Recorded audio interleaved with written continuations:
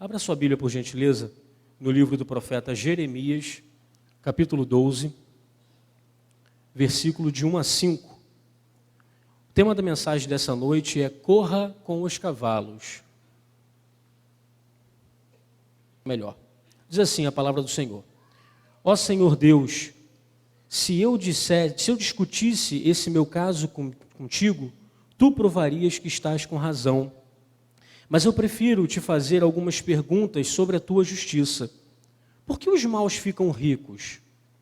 Por que os desonestos conseguem sucesso? Tu os plantas e as suas raízes se firmam. Eles crescem e produzem fruto. Vivem sempre falando bem de ti, mas na verdade não se importam contigo. Mas tu, ó Senhor, me conheces. Tu vês o que eu estou fazendo e sabes como te amo. Ó Senhor, arrasta essa gente como ovelhas para o matadouro. Separa-os para o dia da matança. Por quanto tempo a nossa terra ficará seca? Até quando o capim murchará em todos os pastos? Os animais e as aves estão morrendo por causa da maldade dos moradores da terra, que dizem, Deus não vê o que estamos fazendo. Deus respondeu, Jeremias, se você se cansa apostando corrida com os homens, como é que vai correr mais do que os cavalos? Se você não se sente seguro numa terra de paz, como é que vai conseguir viver nas matas do Rio Jordão? Meus irmãos, eu confesso aos irmãos que a primeira vez que eu me deparei com esse texto, eu não entendi, Não entendi ele na sua completude. E eu me identifiquei bastante com as questões que Jeremias levanta aqui. A injustiça social, por que os maus prosperam, Até quando nós vamos assistir isso? Mas a resposta do Senhor para Jeremias aqui é bastante interessante, Ele diz, Jeremias, se você está se cansando correndo com homens, quem dirá quando você correr com os cavalos? E essa é a resposta intrigante, que eu gostaria de digerir com os irmãos nessa noite. Meus irmãos, o profeta Jeremias ele foi levantado pelo Senhor para falar para o reino do norte, o povo de Israel. Na época, o povo de Israel vivia na monarquia dividida. Existia o reino do sul, Judá, e o reino do norte, Israel, e o profeta Jeremias é levantado pelo Senhor para falar ao povo de Israel, o reino do norte, sobre a invasão dos babilônios. Hoje, na parte da manhã, nós falamos na EBD, o comentarista da revista falou que o livro de Eclesiastes provavelmente foi escrito no período pós-exílio. Que período pós-exílio é esse? É depois desse momento da invasão dos babilônios. Então Deus levanta o profeta Jeremias para avisar o reino do norte. Olha, vocês vão padecer na mão de Nabucodonosor, o rei da Babilônia. Isso por quê? Porque o povo de Israel, meus irmãos, eles viviam completamente distante do Senhor.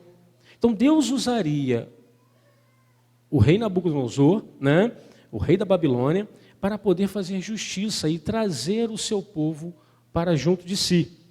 Pois é, meus irmãos, ele usaria o sofrimento, usaria ali o exílio, a escravidão para poder corrigir o seu povo. Então é nesse contexto que Jeremias apresenta a sua queixa. Essa é uma parte da queixa de Jeremias. E Jeremias é conhecido como o quê? O profeta? Profeta chorão. Profeta chorão, Mas quando eu li esse texto aqui, meus irmãos, eu também me sinto um chorão, tá? Não sei se é essa a sua posição, mas eu me identifico bastante com as questões que o profeta Jeremias levanta. Principalmente aqui, quando ele fala da colheita e tudo mais, e agora, quando eu estava lendo, me veio à cabeça a questão do feijão, o aumento do feijão, Pois é. Até quando nós vamos ficar padecendo isso? Um item essencial da nossa cesta básica e, para os irmãos verem que as questões elas não são novas, já existiam na época mesmo de Jeremias. Pois bem, meus irmãos, contemporâneo ao ministério do profeta Jeremias, teve um outro profeta também levantado por Deus para trazer ao povo de Israel também esse anúncio da invasão dos babilônios. Esse profeta é o profeta Abacuque. E é interessante a gente fazer uma leitura paralela entre Jeremias e Abacuque, que a gente vê as mesmas querelas, né, as mesmas queixas, e vê também a mesma resposta da parte do Senhor. Só que quando a gente olha a resposta da parte do Senhor lá em Abacuque, a gente vê que o Senhor foi mais específico, né? As questões, né, as queixas de Abacuque, elas estão relatadas em Abacuque 1, 2, 4, né, e do versículo 12 ao 17. E a informação que o Senhor passa para o profeta Abacuque também não é nada confortante. Ele vira e fala assim: Abacuque, olha só, você está reclamando disso? Eu estou atiçando os caldeus são os babilônios, né? Aquele povo cruel, eu estou atiçando, o Senhor fala isso para o profeta Abacuque. O que a gente pode extrair então de lição desse momento, né? Profeta Jeremias de um lado, levantando suas questões ao Senhor, né? E o Senhor vira para ele e fala: olha só, como é que você se cansa correndo com homens? Quando você correr com cavalos, você não vai conseguir correr com cavalos, né? E aqui também o Senhor responde de uma forma negativa, avisa para Abacuque que a situação ia piorar, né? Deus fala: Abacuque, está ruim? Vai piorar, a situação vai piorar. O que eu extraio, meus irmãos, de lição aqui é que não importa a situação, nós devemos confiar integralmente no Senhor. Não importa aquilo que nós estejamos vivendo, nós devemos confiar plenamente no Senhor, né? E é interessante que lá no profeta Jeremias, no capítulo 29, versículo 11, versículo conhecido de todos nós, né? Jeremias 29, 11, diz o que lá? Eu é que sei os pensamentos que tenho sobre vós, diz o Senhor, pensamentos de paz e não de mal, para vos dar um fim e uma esperança, o fim que desejais em outra versão. Pois bem, meus irmãos, olha que palavra da parte do Senhor para Jeremias. E naquele momento Deus estava falando para Jeremias: Jeremias, vai para o cativeiro babilônico. Vai para o cativeiro babilônico. Vá viver como escravo. E é interessante, meus irmãos, que o povo de Israel chegou aonde chegou, né, através da mão poderosa do Senhor, não é verdade? O povo era cativo, né, era escravo lá no Egito, rumaram, né, pelo deserto e chegaram na Canaã, a terra prometida. Não parece ser uma informação contraditória? Agora o Senhor vira e fala: Jeremias, vai para outra terra, vai para aquele povo, né, que ele disse lá para Abacuque, aquele povo mau, aquele povo cruel.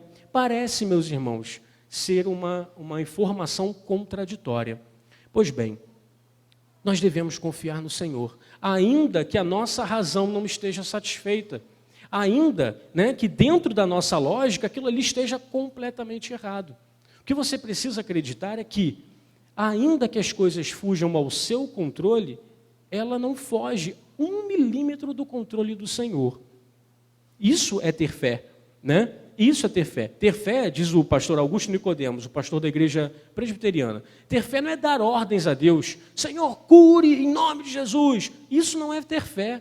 Ter fé é virar para Deus e falar: Senhor, seja feita a sua vontade. Seja feita a sua vontade. Eu estou disposto a viver a sua vontade.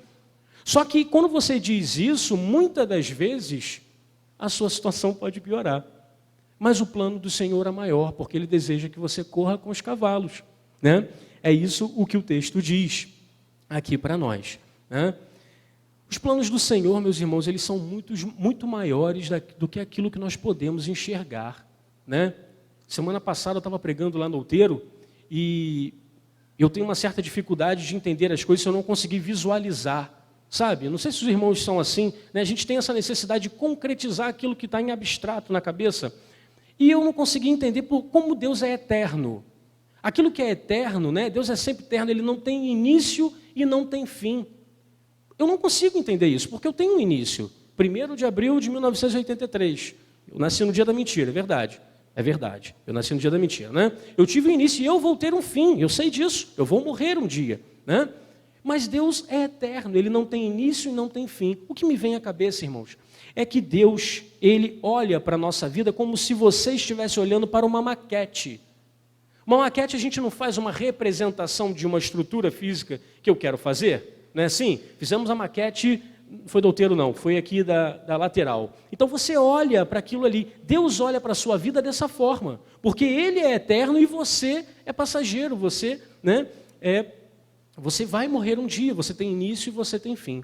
Então quem tem essa visão de fora, essa visão de quem está olhando a maquete, por assim dizer, vê melhor, vê o início e vê o fim, tem uma visão ampliada, né?